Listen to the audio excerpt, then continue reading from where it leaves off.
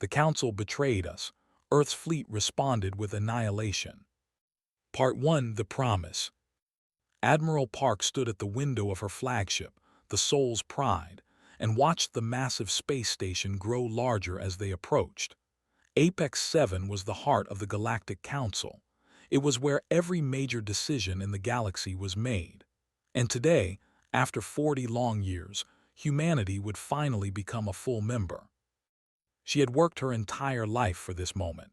When she was a young officer, humans were still considered primitive newcomers. The galaxy had thousands of species, and Earth was just a small blue planet on the edge of known space. But humans had proven themselves. They had built ships, formed alliances, and shown that they deserved a place among the stars. "Admiral, we are receiving docking instructions from the station," said Captain from behind her. Park turned to face her second-in-command. Was a tall man with sharp eyes that never seemed to rest. He had served with her for 15 years and she trusted him completely. But today, she noticed something in his expression: worry. "What troubles you, Captain?" she asked. Hesitated before speaking. "I have been watching the sensor readings. There are more ships in this system than there should be, military vessels. They are staying far from the station, but they are definitely there." Park considered his words. The Council has many enemies. Perhaps they are here for security during the ceremony. "Perhaps," said, but he did not sound convinced. Park put a hand on his shoulder. "Today is a day for celebration, old friend. We have waited 40 years for this. Let us not create problems where none exist." Nodded slowly. "Yes, Admiral, I will prepare the crew for docking." The fleet of 12 Earthships moved into position around the station. Park watched as the other vessels fell into line behind her flagship. Each ship carried the hopes of 8 billion people back on Earth. This was not just a ceremony. It was the beginning of a new future. When the Soul's Pride connected to the station, Park gathered her senior officers. They wore their finest uniforms, decorated with medals earned through years of service. She looked at each of them and felt pride swell in her chest. "Remember who we are and who we represent," she told them. "Today, every human in the galaxy is watching. Let us show them that their faith in us was not misplaced." The council chambers were the largest room Park had ever seen. The ceiling rose so high that it disappeared into darkness. Thousands of seats surrounded a central platform, and in those seats sat representatives from hundreds of species. Some had scales. Others had fur or feathers or skin of colors Park could not name, but they all turned to watch as the human delegation entered. High Arbiter stood on the central platform. He was ancient, even by the standards of his species. His gray skin hung loose on his bones, and his eyes were like deep pools of black water. He had led the council for 300 years, and his word was law among the stars. "Welcome, humans of Earth," said. His voice was soft but carried through the entire chamber. "You have come far since we first discovered your world. Today, we recognize your growth and your potential." Park stepped forward and bowed. "We are honored, High Arbiter. Humanity has dreamed of this day since we first looked up at the stars." Counselor, the representative of the people, came to stand beside. There were thin beings with blue skin and gentle eyes, had been a friend to humanity since the beginning. She had spoken for Earth in many council debates. "They are proud to sponsor humanity's membership," said. "We have watched these people grow, and we believe they will be valuable members of our great community." The ceremony continued for hours. There were speeches from dozens of council members. Some welcomed humanity with warm words.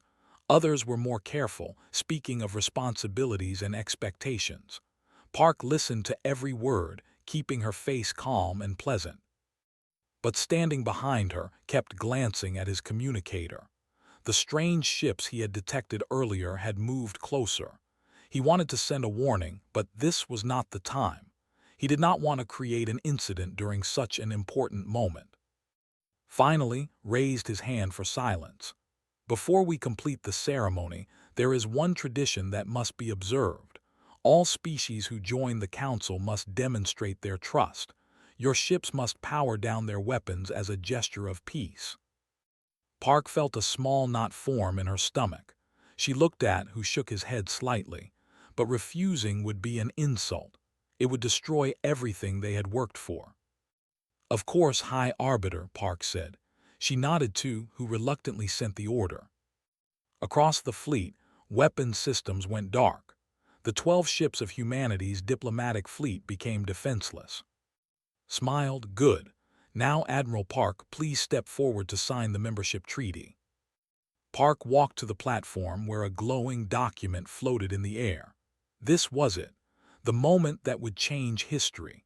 She picked up the ceremonial stylus and looked out at the thousands of watching faces. "On behalf of Earth and all humanity, I accept this honor," she said. She signed her name. The chamber erupted in polite applause, clasped her hands together in joy, even seemed pleased, nodding his ancient head slowly. Park returned to her officers and was the first to meet her. "Congratulations, Admiral," he said, but his eyes were still worried. "What is it?" she asked quietly. "The ships I detected earlier. They are moving toward the station, dozens of them. Admiral, I think something is wrong."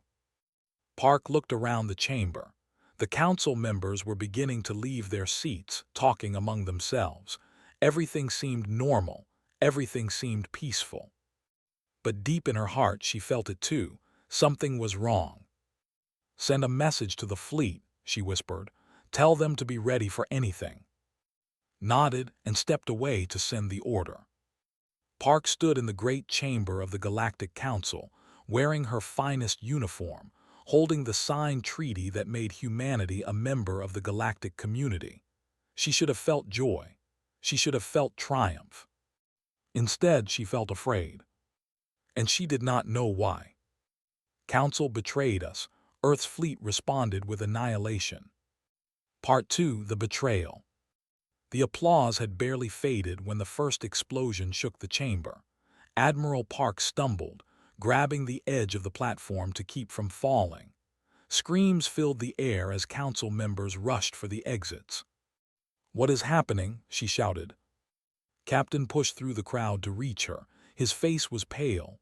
"Admiral, our ships, they are under attack." Before Park could respond, the main doors of the chamber burst open. Soldiers poured in, but they were not council security. These were a warrior species known for their brutality. Their armor was black as night, and their weapons were already raised. At their head walked General. He was massive, even for a... Scars covered his face, and his yellow eyes burned with cold hatred. "Admiral Park," he said, his voice cutting through the chaos, "you will come with us." Park reached for her sidearm, but soldiers surrounded her before she could draw it. They grabbed her arms and forced her to her knees. She struggled, but their grip was like iron. "Let her go," shouted. He charged forward, but struck him across the face, sending him crashing to the floor. High Arbiter walked calmly through the chaos. The screaming council members parted for him like water around a stone. He stopped in front of Park and looked down at her with those deep black eyes. "I am sorry it had to be this way," he said, "but the council has made its decision." Park spat at his feet. "What decision? We signed the treaty. We are members of the council now." Shook his head slowly. "You were never going to be members, Admiral. The treaty was a lie, a way to bring you here to make you lower your defenses." "Why?" Park demanded. "What have we done?" "You exist," said simply. "Your species grows too fast. You learn too quickly. You adapt in ways that other species cannot. In 300 years, you would dominate the galaxy. The Council has seen the projections. We cannot allow humanity to reach its full potential." Park felt cold spread through her body. "You fear us. That is what this is about. You are afraid of what we might become." "Yes," admitted. "And fear is a good reason to act. Today, we end the human threat before it begins." Outside the station, the battle was already over. Earth's 12 ships had been defenseless. their weapons powered down for the ceremony. The hidden fleet had emerged from the darkness and opened fire without warning. Lieutenant Shin was on the bridge of the Soul's Pride when the first shots hit. The ship shook so hard that she was thrown from her seat. Alarms screamed. Lights flickered and died. "Damage report," she yelled into the darkness. "Multiple hull breaches," someone answered. "Engines at 30%. Weapons are offline." Pulled herself to the weapons console. Her hands flew across the controls, but nothing responded. The shutdown order from the ceremony had locked everything. "They planned this," she whispered. "They wanted us helpless." Through the viewport, she watched in horror as Earth ships exploded one by one. The Mercy's Light, the Pacific Hope, the Dawn of Terra, ships she had served alongside for years, crews she had known since the Academy, gone in seconds. Commander appeared beside her, blood running from a cut on her forehead. "The weapons lockout is protected by Council codes. I cannot break it from here." "Then go to engineering," said. "Cut the Council systems out entirely. I do not care if you have to rip out every wire on this ship. Get me weapons." Nodded and ran, stayed at her console watching the slaughter continue. 8 ships destroyed, then 9. The fleet was dying around them. In the council chamber, General grabbed Admiral Park by the hair and forced her to look at a holographic display. It showed the battle outside, the burning wreckage of Earth's fleet. "Do you see?" he growled. "This is what happens to species that threaten the peace. This is what happens to humans." Park watched her people die. She watched the ships she had commanded for decades turn into clouds of debris. Tears ran down her face, but her expression remained hard. "You will pay for this," she said quietly. "Maybe not today, maybe not tomorrow, but Earth will remember. Earth will come for you." Laughed. "Earth will be next. Once we have finished here, our fleet will travel to your home world. In 1 month, there will be no more humans anywhere in the galaxy." Down in engineering, worked desperately. She was surrounded by burning circuits and broken machinery, but she did not stop. Her hands were burned and bleeding, but she kept going. "Come on," she muttered, "come on." She found the Council override system, buried deep in the ship's computers. It was designed to give the Council control over all member vessels, a security measure that now served as a death sentence. Grabbed a plasma cutter and began to carve. On the bridge, watched the weapons console suddenly light up. She could have cried with relief. "All ships, this is Lieutenant Shin," she broadcast on emergency channels. "I have weapons back online.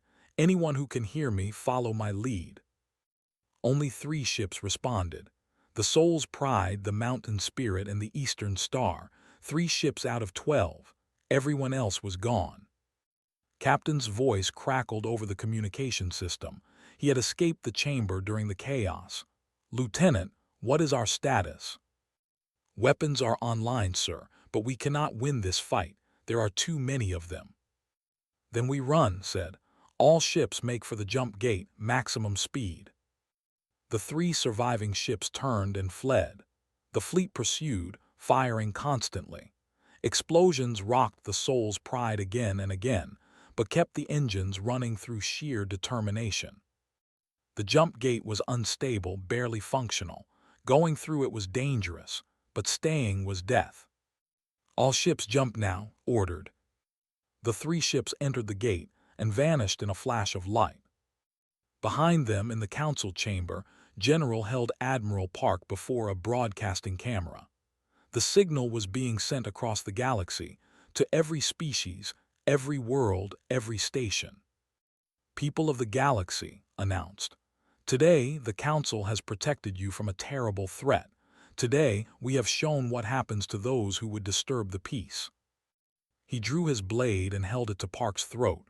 She did not struggle. She did not beg. She simply looked into the camera with steady eyes. "Earth will remember," she said. "Humanity will remember." Cut her throat. In the unstable void of jump space, Captain watched the broadcast on a damaged screen.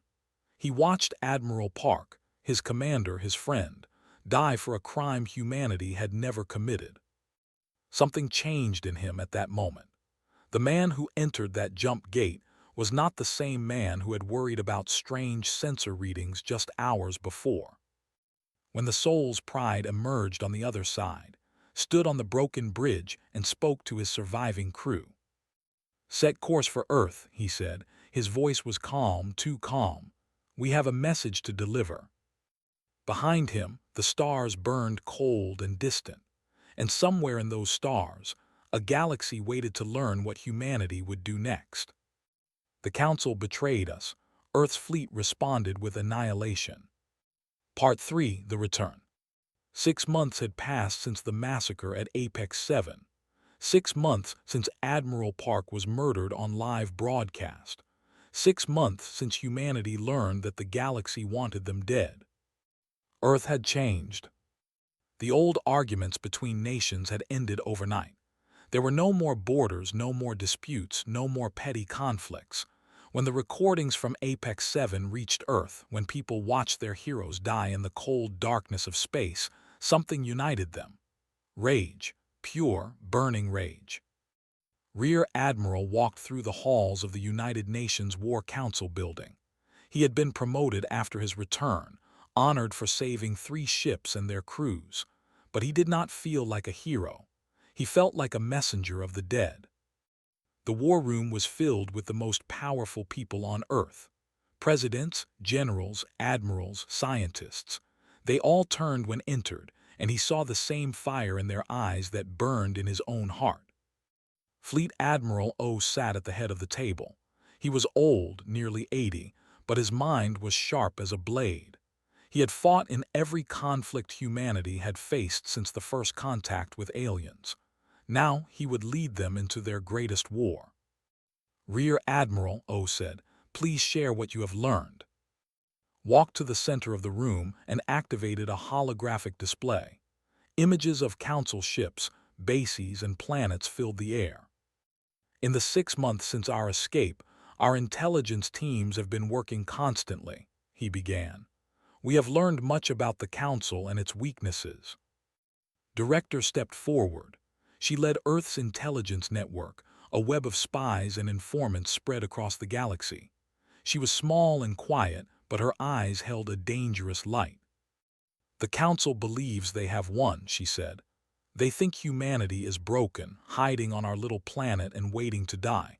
They are not preparing for war. They are not building defenses. They think we are finished." "They are fools," growled Admiral O. "Yes," agreed, "and their foolishness will be their end." Continued. "The Council is made up of 12 major species, but they do not truly trust each other. They want military power. They want peace. They want control. They are held together only by fear of outside threats." "And now they have no outside threats," O observed, "because they believe they have destroyed us." "Exactly. Our spies report that Council fleets are scattered. Their member species are arguing over territory and resources. They have never been weaker." A scientist in a white coat stood from his seat. Dr. Nam was the lead researcher of Project Prometheus, the most secret program in human history. He looked nervous but determined. "If I may, Fleet Admiral," he said, "I believe it is time to share what we have built." O nodded. "Show them." Nam activated another holographic display. Weapons appeared in the air. Ships, missiles, devices that looked like nothing anyone had ever seen. "For the past 10 years, in secret asteroid bases hidden throughout the solar system, we have been preparing for this moment," Nam explained. "Project Prometheus has developed weapons designed to counter every known Council species." He pointed to a long, sleek missile. "They have powerful shields, but they are vulnerable to rapid frequency shifts. This missile changes its energy signature 1,000 times per second. Their shields cannot adapt fast enough." He moved to another image. "They rely on psychic communication. This device broadcasts interference that disrupts their mental networks. It will leave them confused and unable to coordinate." Image after image appeared. Weapons designed for each species, each weakness, each vulnerability. The room was silent as Nam finished his presentation. "We have also built ships," he continued. 200 warships hidden in the asteroid belt. Each one is faster and stronger than anything the Council has ever faced. Admiral O stood slowly. The room fell completely silent. "For 40 years we played by their rules," he said. "We were polite, we were patient. We followed every regulation and honored every tradition. And how did they reward us? They murdered our people. They killed Admiral Park on live broadcast. They planned to wipe out our entire species." His old voice grew stronger. "They wanted annihilation. Very well, we will show them what that word truly means." He turned to Director. "Is the operation ready?" "Yes, Fleet Admiral. Our spies have positioned themselves in every Council system. When we strike, they will disable communications and defense networks. The Council will be blind and deaf." O turned to Dr. Nam. "Are the weapons ready?" "Every ship is fully armed and tested. We can launch within the hour." Finally O turned to, "And our crews, are they ready to fight?" Thought of the men and women who had survived Apex 7. He thought of Lieutenant Shin, who now commanded her own ship. He thought of Commander, who had sworn to burn the Council to ash. He thought of the millions of volunteers who had joined the fleet in the past 6 months, all of them hungry for justice. Fleet Admiral said, "They have never been more ready." O nodded. He pressed a button on the table, and his voice echoed through every military base on Earth and in orbit. "This is Fleet Admiral O. All Prometheus vessels prepare for launch. Today we begin our response to the Council's betrayal. Today we remind the galaxy why they feared us in the first place." He paused. When he spoke again, his voice was cold as the void of space. "No mercy, no prisoners, no forgiveness. Let them burn." In the hidden bases throughout the asteroid belt, 200 ships powered up their engines. Men and women in uniform rushed to their stations. Weapons systems came online. Navigation computers calculated jump coordinates to 15 different Council systems. This was not a rescue mission. This was not a defensive action. This was extinction. Commander stood on the bridge of her destroyer, the Vengeful Spirit. She had survived the massacre at Apex 7. She had carried Admiral Park's final words in her heart for 6 months. Now she would deliver humanity's answer. Lieutenant Shin commanded the battleship Phoenix Rising. She had restored weapons on the Soul's Pride during the darkest moment of humanity's history. Now she would use those skills to end the Council's existence. And Rear Admiral stood on the bridge of the Soul's Pride, the same ship that had escaped the trap. He had been there when Admiral Park died. He had promised himself that her death would not be meaningless. "All ships," he announced on fleet-wide communications, "jump in 60 seconds. Remember Apex 7. Remember Admiral Park. Remember what they did to us." He looked out at the stars. "And make them regret it." The countdown reached 0. 200 ships jumped into the void, heading toward Council space. The war for survival had begun. The Council betrayed us. Earth's fleet responded with annihilation. Part 4: The Reckoning. The home world of Prime had never known fear. For 10,000 years, it had been the heart of the galaxy's greatest warrior culture. Soldiers had conquered hundreds of planets. Their fleets were legendary. Their generals were as gods. That ended in a single hour. When the human fleet emerged from jump space, they were not ready. Their ships were scattered across the system, most of them powered down for maintenance. Their orbital defense platforms had been neglected for centuries because no one would ever dare attack the home world. Rear Admiral watched from the bridge of the Soul's Pride as the first wave of missiles struck. "All batteries fire at will," he ordered. The human ships unleashed their weapons.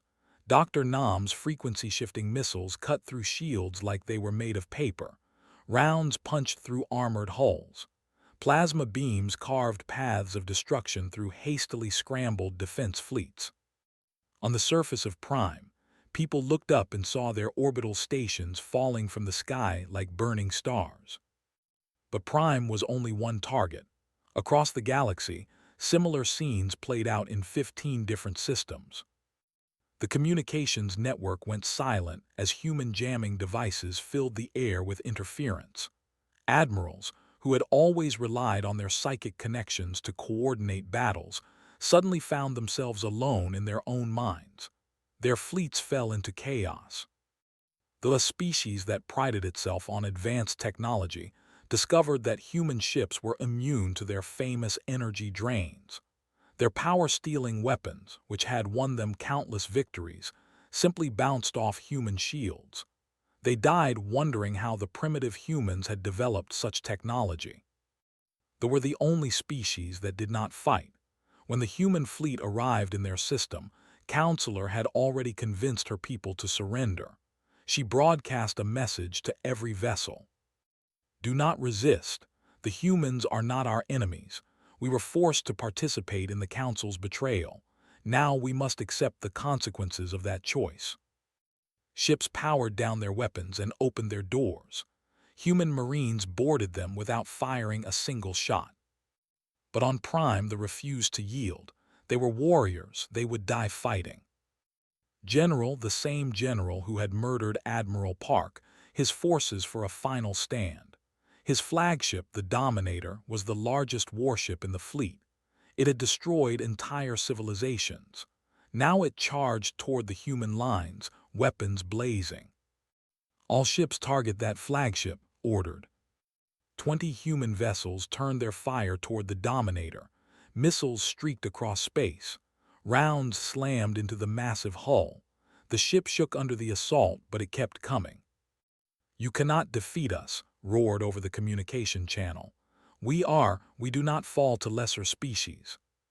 Commander's destroyer, the Vengeful Spirit, moved into position beside the Soul's Pride. She had waited 6 months for this moment. She had dreamed of it every night. "Admiral," she said, "permission to engage personally." "Granted, Commander, make it count." Pushed her engines to maximum. The Vengeful Spirit raced toward the Dominator, dodging fire from point defense guns. She was flying into the heart of the enemy fleet, and she did not care. "This is for Admiral Park," she whispered. She launched every missile she had. The frequency-shifting warhead struck the Dominator's shield generators, one after another. The massive shields flickered, weakened, and finally died. Saw his opportunity. All ships, concentrate fire on the Dominator now. The human fleet opened up with everything they had. Plasma, missiles, lasers. The Dominator's hull was torn apart piece by piece. Explosions rippled across its surface. On the bridge of the dying flagship, General watched his ship burn around him. Fires raged through every deck. His crew was dead or dying. The humans had defeated him. "Monsters," he growled into the communications channel. "You are all monsters." His voice answered him. "We learned from the best." The Dominator exploded. With their general dead and their fleets destroyed, the remaining forces tried to flee. Human ships hunted them down without mercy. By the end of the day, Prime's military power had been completely destroyed. But the war was not over. High Arbiter had escaped to the Council's last stronghold, a heavily fortified station at the center of former Council space. If he could rally the remaining forces, he might still find a way to fight back. Knew they had to end this quickly. "Admiral," Lieutenant Shin reported from the Phoenix Rising, "we have captured a database. It contains information about political prisoners held on Prime." "Prisoners?" "Yes, sir, including Counselor. She was arrested after the massacre at Apex 7. The Council blamed her for warning humanity about the attack. Remembered, she had spoken kindly of humanity at the ceremony. She had seemed genuinely happy about their membership. Had she really tried to warn them?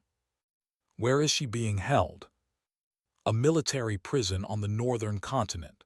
Heavy security, but nothing we cannot handle. Thought for a moment.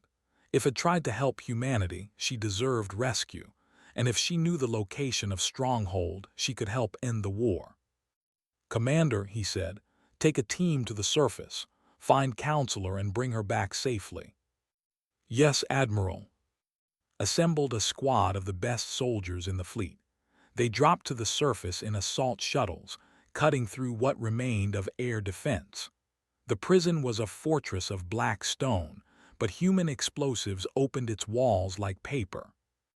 Inside, found in a tiny cell, the Counselor was thin and weak, but her eyes lit up when she saw the human soldiers. "You came," she whispered. "I thought you would all be dead by now." "We are harder to kill than the Council expected," said. "Can you walk?" Nodded slowly, helped her to her feet. "Counselor, we need to find High Arbiter. Do you know where he is hiding?" His expression darkened. "Yes, he has retreated to the Citadel of Stars. It is the most heavily defended station in the galaxy. No fleet has ever breached its walls." "No human fleet has ever tried," replied. She carried out of the prison as explosions echoed behind them. The shuttle was waiting outside, and within minutes they were back aboard the Soul's Pride. Met them in the medical bay. He looked at the frail woman and felt unexpected pity. She had tried to help humanity, and the Council had punished her for it. "Counselor," he said, "I am Rear Admiral. We need your help to end this war." Looked at him with tired eyes. "The Citadel is built into an asteroid. Its shields can withstand anything. Its weapons can destroy entire fleets. Even with your new technology, you cannot break through." "Then how do we get inside?" Was silent for a long moment. Then she reached into her robes and pulled out a small data chip. "This contains the override codes for the Citadel's shields. I stole them before I was arrested. I thought someone might need them someday." She placed the chip in his hand. "End this," she said. "End the Council, make something better from the ashes." Closed his fingers around the chip. "We will, Counselor, I promise." He walked back to the bridge and opened a fleet-wide channel. "All ships set course for the Citadel of Stars. We have one more battle to fight." Outside the viewport, the burning wreckage of the fleet drifted through space. The reckoning had come, and it was not finished yet. "The Council betrayed us. Earth's fleet responded with annihilation." Part 5: The New Order. The Citadel of Stars hung in the darkness like a diamond carved from an asteroid. For 3,000 years, it had been the symbol of Council power. Its shields had never been breached. Its weapons had destroyed entire armadas. Every species in the galaxy knew that to attack the Citadel was to die. The human fleet arrived anyway. Rear Admiral stood on the bridge of the Soul's Pride and studied the massive station. Hundreds of defense platforms surrounded it. A fleet of remaining Council ships guarded every approach. On paper, it was an impossible target. But had Counselor override codes? And he had something else the Council had never faced before, a species with nothing left to lose. "All ships," he announced, "prepare for final assault. Remember why we are here. Remember Admiral Park. Remember Apex 7. The fleet spread into attack formation. 200 ships against the greatest fortress in the galaxy. The odds were terrible. The outcome was certain. Inside the Citadel, High Arbiter watched the human fleet approach. He had been confident when the ships first appeared. The Citadel was invincible. No force in history had ever threatened it. But then the first shield generator failed. "What is happening?" he demanded. "Why are the shields dropping?" His officers scrambled at their consoles. "Unknown, High Arbiter. Someone is using master override codes. The shields are shutting down from inside the system." His ancient face twisted with fear. Override codes could only come from the highest levels of the Council. Someone had betrayed them. "Raise all defensive weapons," he ordered. "Launch every ship. We will hold this station with our own strength." But it was too late. The human fleet struck like a hammer. Without shields, the defense platforms were helpless. Human missiles tore through them one by one. The Council's remaining ships rushed to intercept, but they were outnumbered and outmatched. Commander led the assault on the station itself. Her destroyer, the Vengeful Spirit, was the first ship through the outer defenses. She carved a path through the enemy formation, her weapons never stopping. "All Marine teams prepare for boarding," she announced. "We are going inside." Lieutenant Shin's Phoenix Rising covered the approach. Her guns swept across the Citadel's surface, silencing weapon platforms and clearing landing zones. She had waited 6 months for this moment. She intended to make it count. Fleet Admiral O watched the battle from Earth through live communications. He was too old to fight in person, but he would witness the end of the Council that had murdered his people. "Admiral," he said through the command channel, "the galaxy is watching. Every species that ever feared the Council is watching. Show them what humanity does to those who betray us." "Understood," Fleet Admiral replied. Human Marines boarded the Citadel from a dozen entry points. They fought through corridors filled with Council security forces. The defenders fought hard, but they were defending a system they no longer believed in. One by one, they fell. Retreated to the central chamber, the same great hall where the Council had ruled for. He was surrounded by his personal guards, ancient warriors who had protected the High Arbiter for centuries. The doors exploded inward. Admiral walked through the smoke, flanked by human soldiers. His uniform was stained with blood and ash, but his eyes were clear and cold. Guards raised their weapons. Soldiers raised theirs. "Stand down," said calmly. "Your Council is finished. Your fleets are destroyed. Your species are either surrendered or scattered. There is nothing left to protect." The guards looked at each other. Then, one by one, they lowered their weapons. Stood alone in the center of the chamber. His gray skin had turned pale. His ancient eyes showed something they had never shown before: terror. "You cannot do this," he said. "I am the High Arbiter. I speak for the galaxy." "The galaxy no longer wants you to speak for it," replied.